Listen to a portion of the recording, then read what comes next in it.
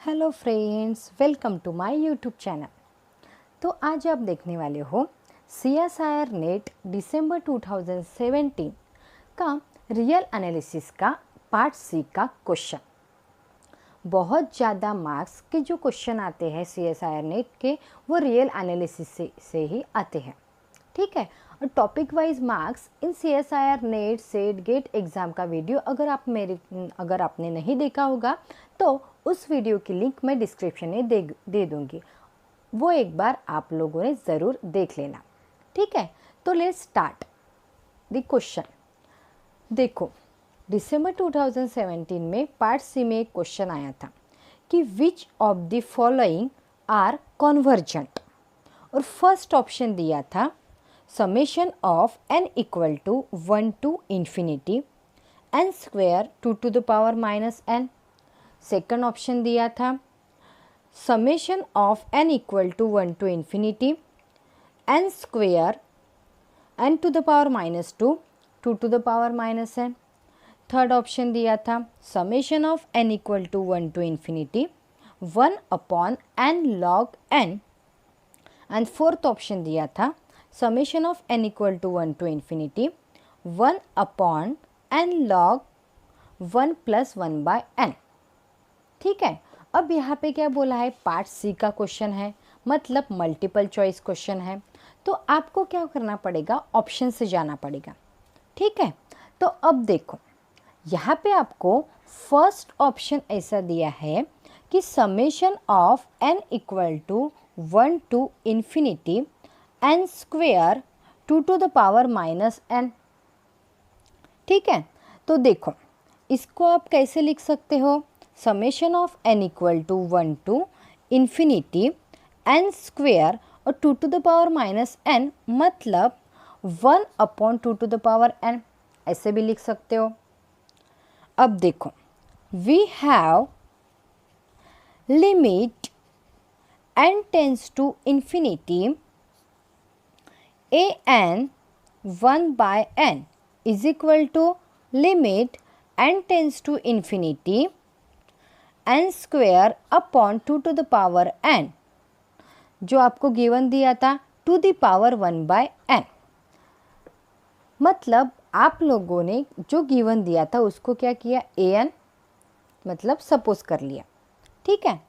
अब देखो, इसके बाद क्या आएगा, limit n tends to infinity n to the power 1 by n whole square upon 2 means 1 by 2 which is less than 1. So you know that by root test the series is convergent. So option 1 is the correct option. Option 1 is the correct option. अब देखो, इसके बाद देखेंगे option 2, ये convergent है कि नहीं। मतलब आपको जो ऑप्शन 1 दिया था summation of n equal to 1 to infinity n square 2 to the power minus n is convergent. अब देखो ऑप्शन 2, ऑप्शन 2 क्या दिया था, summation of n equal to 1 to infinity 2 to the power n to the power minus 2 2 to the power n। इसी को आप कैसे लिख सकते हो, summation of n equal to 1 to infinity 2 to the power n upon n square, okay. अब देखो, इसके बाद क्या आएगा कि 2 to the power n upon n square, मतलब by root test limit n tends to infinity an to the power 1 by n is equal to 2, which is greater than 1. And you know that by root test the series is divergent. So option 2 is the wrong, because we have the series is convergent. So option 2 is wrong. Now turn to option 3, that is summation of n equal to 2 to infinity 1 upon n log n. By internal test,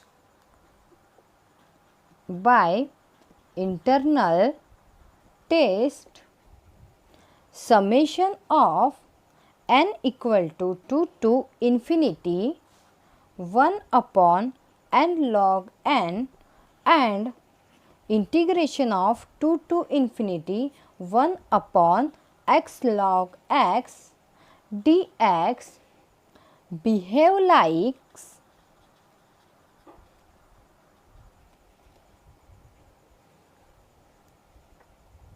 late.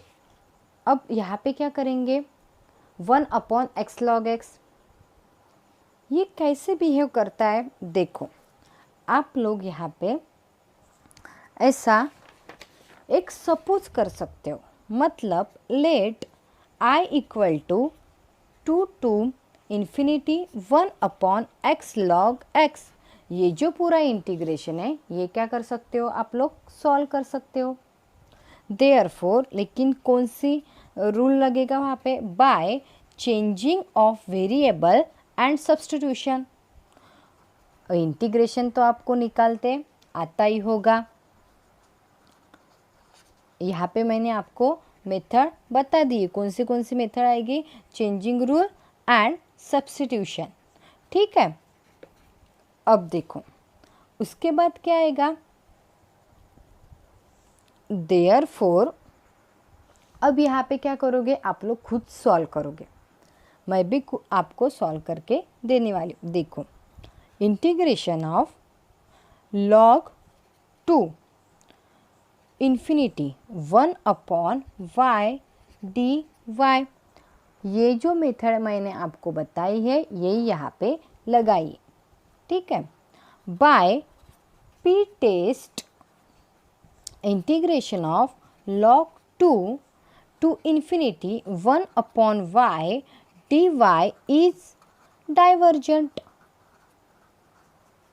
So therefore summation of n equal to 2 to infinity 1 upon n log n is also divergent. So option 3 is again wrong option, means it is not a convergent, but we have convergent. Now turn to option 4th.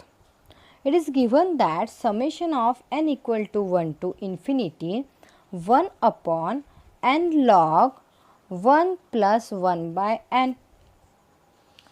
Now we suppose that an equal to 1 upon n log 1 plus 1 by n, and taking limit on both sides, limit n tends to infinity, an equal to limit n tends to infinity 1 upon